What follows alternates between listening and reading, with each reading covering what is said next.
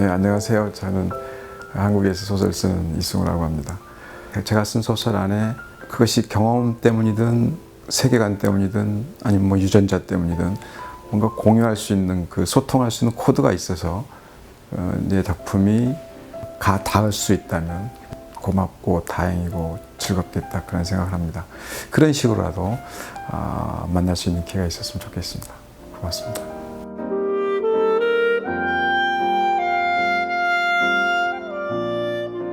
뭐 부정할 수 없죠. 근데 이제 좀 더 근본적으로는 이제 제가 그 문학을 접하게 된 게 사실은 이제 세계문학 전집, 대부분 우리 세대가 그랬는데 세계문학 전집에 있는 그 당시에 19세기와 20세기 초의 그 유럽 작가들 작품들 읽으면서 문학 공부를 했는데, 그때 읽은 작품이 대부분 그 기독교적 세계관을 가진 관념들, 기독교적 관념들을 바탕에 깔고 있는 작품들이었어요. 이제 그때 이미 어떤 그런 주제적 측면에서는 문학이라고 하는 건 이런 거다라는 생각, 내가 소설 쓰면 자연스럽게 그런 테마들을 반영하게 될 거다라는 생각을 그때 했을 것 같고요. 그리고 이제 더군다나 신학 공부를 했으니까 더욱 그랬지만, 신학을 공부한 것이 저한테 그런 주제적 측면보다는 오히려 제 문장이라든지 또는 그 구조, 그 좀 논리적으로 사유하는 어떤 그런 방식, 그런데 좀 더 저한테 그 영향을 줬다고 생각을 해요.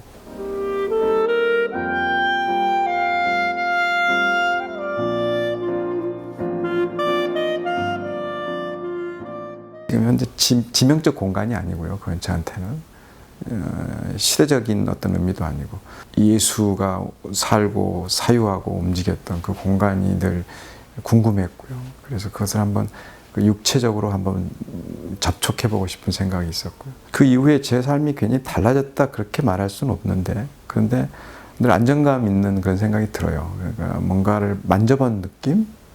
구체적으로 뭔가 보이지 않았던 것들이 좀 만져본 느낌이 있어서, 그 삶이 뭐 특별히 뭐 각성에 이르러서 뭔가 전혀 다른 삶을 살고 있지 않지만, 그러나 마음속에 늘 나를 이렇게 붙잡아주는 어떤 게 있다는 생각을 해요. 그게 문학적으로도 도움이 많이 되는 것 같아요.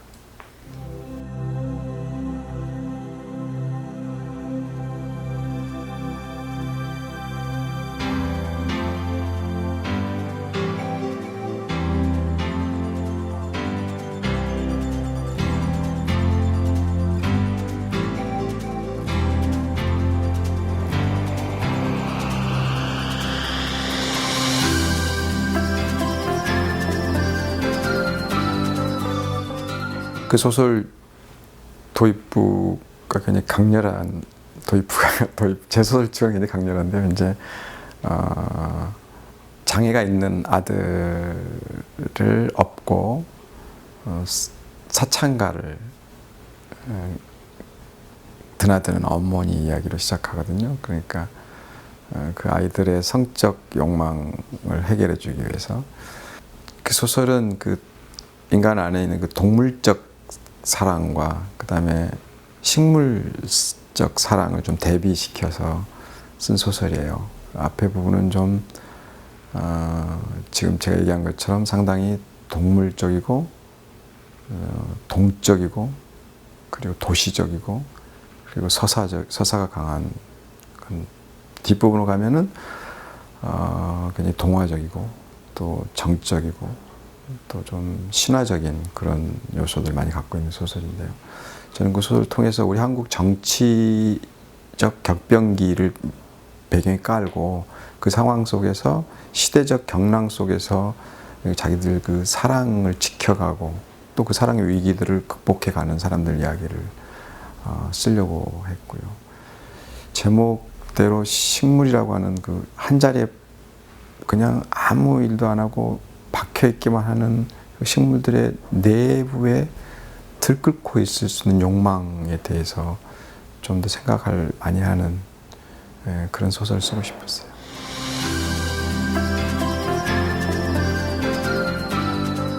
그 한국의 그 정치적 격동기를 시대적 배경으로 하고서요, 그런 야만적인 정치적 상황 속에서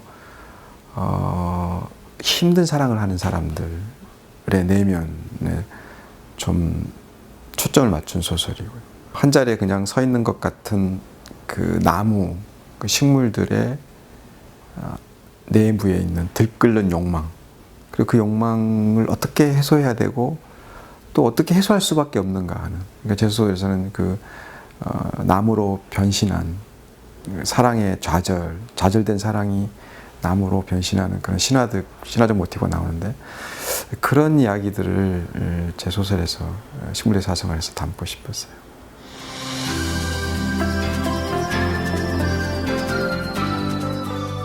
그 인물들이 다 나름대로 개성 있지 않나요? 근데 거기서 이제 가장 중요한 인물은 사실 이제 순미일 수도 있는데요.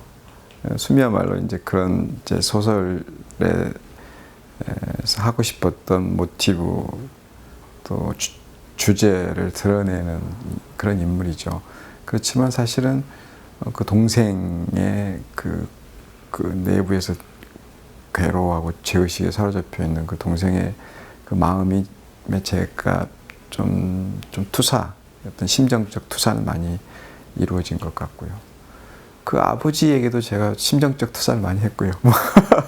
작가는 다 그렇긴 하지만. 그래서 그 각각의 인물들에게 다 애정이 있네요.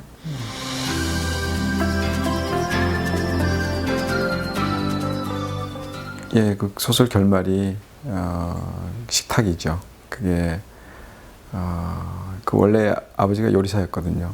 근데 이제 계속 그 요리를 안 했죠. 마지막에 이제 그 요리를 안 하는 동안은 거의 가족끼리 소통이 안 하고 지내는 사이고요.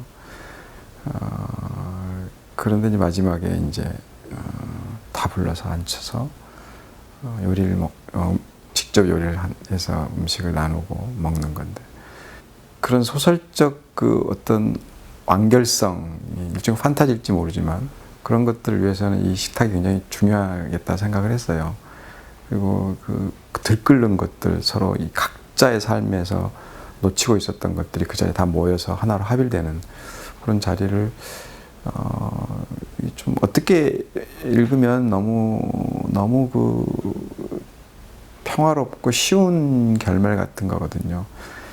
그런 혐의가 있다 하더라도 이 소설의 마지막은 좀 그렇게 하는 게 좋겠다, 그런 생각을 했어요.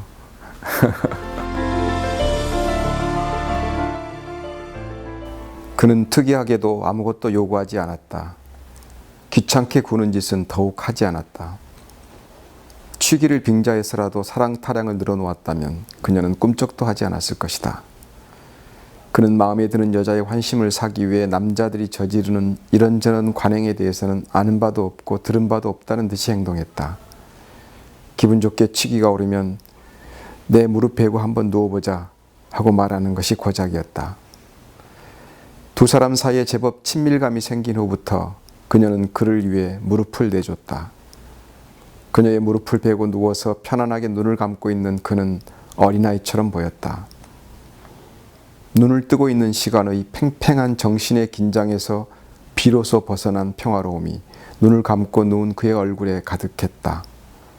그럴 때면 마음 놓고 잠도 자지 못한 채 바쁘게 살아가는 남자에 대한 연민이 솟구치기도 했고, 그런 그에게 일시적이나마 안식을 제공하는 자신에 대한 자부심으로 마음이 뿌듯해지기도 했다.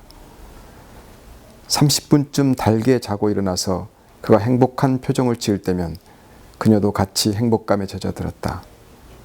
그녀는 누군가의 단잠을 위해 자기 무릎을 내주는 일에 행복을 배웠다. 그렇게 왔다, 사랑은. 마치 눈에 띄지 않은 사이에 꽃봉오리가 벌어지듯이 그렇게 천천히. 사랑이었을까, 그것이.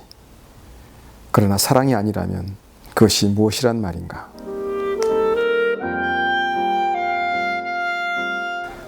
이제 개인의 내면에 대한 탐사는 제가 늘 관심 갖는 부분이에요. 그러니까 뭐냐면, 저는 이제 그 사람이 무슨 일을 했느냐, 또는 도대체 무슨 일이 일어났느냐, 그거보다 그 사람이 왜 그 일을 했느냐, 그리고 그 일이 왜 어떤 동기에서 어떤 계기에서 만들어지냐 굉장히 중요하다고 생각을 하기 때문에. 그러니까 인간은 아주 다른 마음을 가지고도 같은 행동을 할 수 있다고 생각하거든요. 그러니까 같은 행동이 같다고 그래서 모든 사람이 그 행동을 한 동기가 같다고 말할 수 없기 때문에, 그렇다면 그 사람이 왜 그랬는가가 더 저는 늘 궁금하고요. 그러니까 보이는 거 말고 보이지 않는 거, 그러니까 핵심이나 이면에 대한 관심이 좀 많아서 그런 것 때문에 제 소설이 이제 좀 읽기가 좀 불편한 사람도 있을지 모르고 또 책장에 안 넘어가는 사람도 있을지 모르겠는데 그런 제 소설 쓰기는 크게 바뀔 것 같지 않고요.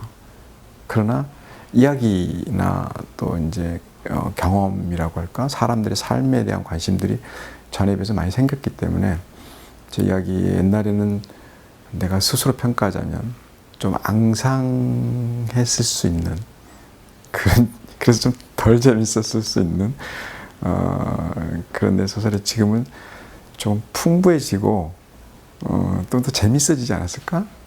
혹은 그렇게 되기를 기대하는 그런 마음이 있습니다.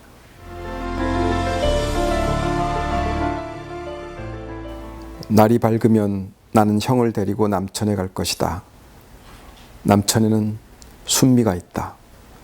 그녀는 내가 사랑하는 여자이다. 아버지가 어머니를 사랑하는 것처럼 나는 그녀를 사랑한다. 그러나 그녀는 형을 사랑한다. 어머니가 그 사람을 사랑하는 것처럼 그녀는 형을 사랑한다. 그러나 그렇다고 해서 어머니가 아버지를 사랑하지 않은 것이라고 말할 수 없는 것처럼 순미가 나를 사랑하지 않은 것이라고 말할 수도 없다. 밤새 나는 잠을 이루지 못했다. 내 마음은 약간 흥분해 있었다. 진정하려고 해도 잘 되지 않았다. 이런저런 생각들이 어지럽게 출몰했다. 며칠 동안의 시간이 문득 천년처럼 길게 느껴졌다. 꼭 한 천년쯤 살아낸 것 같은 기분이었다. 천년의 퇴적물들이 내 가슴과 머릿속에 가득 쌓인 것만 같았다. 새벽녘이야 겨우 잠이 들었는데 나는 실제처럼 선명한 꿈을 꾸었다. 내 꿈은 다음날 있을 일에 대한 예고편과도 같은 것이었다.